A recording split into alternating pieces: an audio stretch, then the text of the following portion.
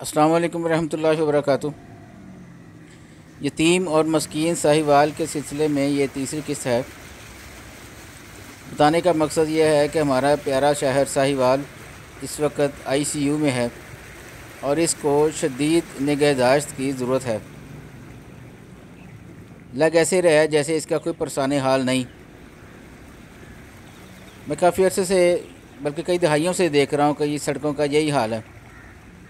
मेरे दाएं तरफ जो है वो बैडमिंटन जिम्नेज़ियम है और बाएं तरफ ज़फ़र अली स्टेडियम है, जहाँ पे कभी इंटरनेशनल मैचेस हुआ करते थे, लेकिन अब सिर्फ डोमेस्टिक या नेशनल लेवल पे टूर्नामेंट्स वगैरह होते हैं।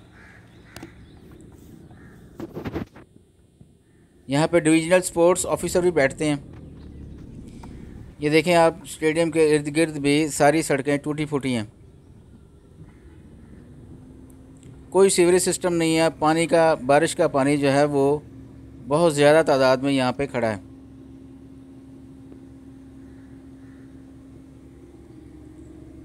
आगे बढ़ते हैं तो मेरे दाएं तरफ नर्सरी हैं और बाएं तरफ भी नर्सरियाँ हैं।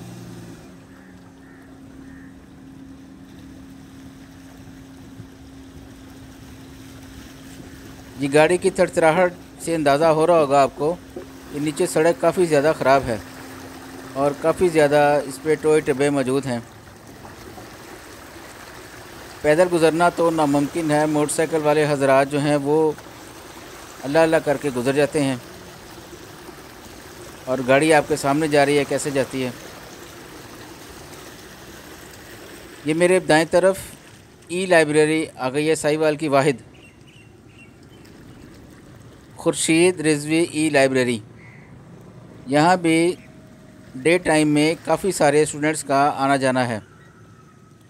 काफ़ी ये मसरूफ़ रोड है, तो सड़क की हालत ज़ार सबको दुआएं देने पर मजबूर करती होगी।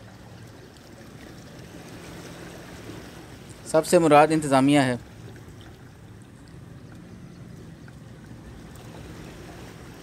ये मेरे दाएं तरफ बच्चों का स्कूल है।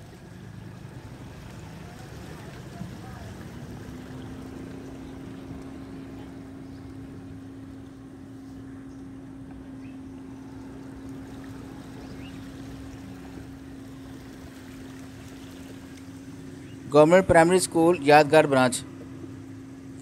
जबकि मेरे बाएं तरफ पुराने स्टेडियम साहिवाल के उसके काफ़ी खंडरात नज़र आ रहे हैं, जो मैं आपको इस वक्त दिखा नहीं सका। ये सामने जो सड़क नज़र आ रही है ये बाएं तरफ शहर को जा रही है और दाएं तरफ बाहर वाले अड्डे, सामने यादगार साहिवाल नज़र आ रही है। सड़क की हालत आपके सामने है। ये मेरे बाएं तरफ साहिवाल प्रेस क्लब है। हमारे सहाफ़ी भाई हजरात भी शायद इस मामले को इतना उजागर नहीं कर सके, वरना इसका कोई ना कोई हल ज़रूर निकलता है इस सड़क का। जज़ाकल्लाह।